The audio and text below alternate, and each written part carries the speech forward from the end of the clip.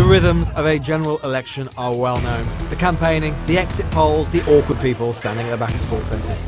But how do you get there? And how do you win it? First things first, the mechanics. We only have a general election when Parliament is dissolved.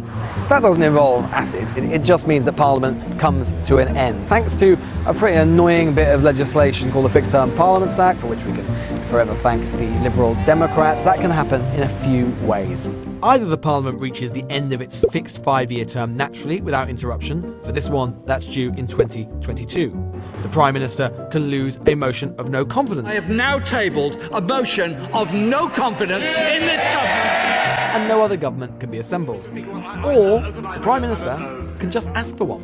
In the old days, this was very, very simple. They would come to the palace and ask for an immediate dissolution of Parliament and thereby a general election. These days, it isn't Her Maj he has to ask, but Parliament. The Act says an early election can only be triggered if 2/3 of MPs vote for one, or 434 of them. I.e. in reality, you need both the Tory and Labour parties to agree. That's what happened in 2017, when it all started to go wrong for Theresa May.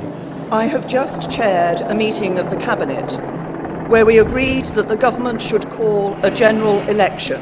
In the current circumstances, that only seems likely if the PM agrees to set the election date, another weird power he still has, before Brexit Day on October the 31st. So, you've got the election.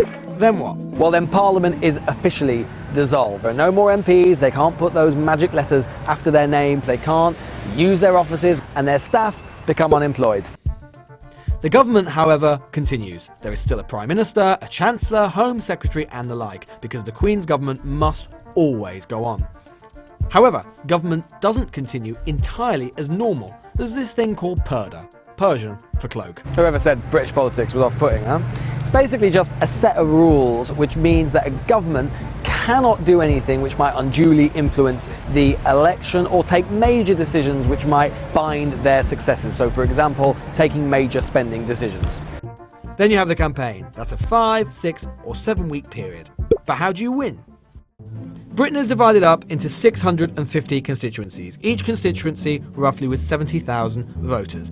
Each returns one MP to the House of Commons. They're elected by a system called first past the post. It's nothing to do with horse racing.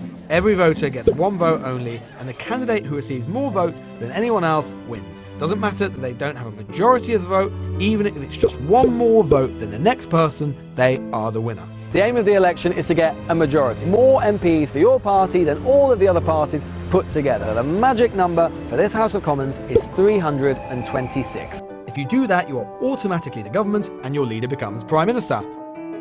If you don't and you come second, then you become the opposition and your leader becomes leader of the opposition. Historically, that has been the beauty of the system. Its simplicity. One side wins, one side loses, one side governs, one opposes until they all play again. But recently it's got a bit more complicated because, well, our political parties and politicians have started to become very bad at winning elections. If no party wins a majority, then we have a hung parliament. Then parties must try and form a coalition, as happened in 2010 with David Cameron and Nick Clegg and the Lib Dems. Daddy, why are you spending so much time with this man, Nick Clegg? Or something short of a full coalition, where a smaller party guarantees a government stays in office in exchange for certain policy commitments or money, like Theresa May and the DUP. Those arrangements can be stable or they can be very unstable. In other countries, it happens a lot. In this country, we haven't got as much experience of it and our politicians really don't like it. And if you can't make something work, chances are the country will end up voting again, as happened in the 2 elections of 1974. So get ready, Britain. We're voting for the 4th time in 5 years, and I, for one, couldn't be happier.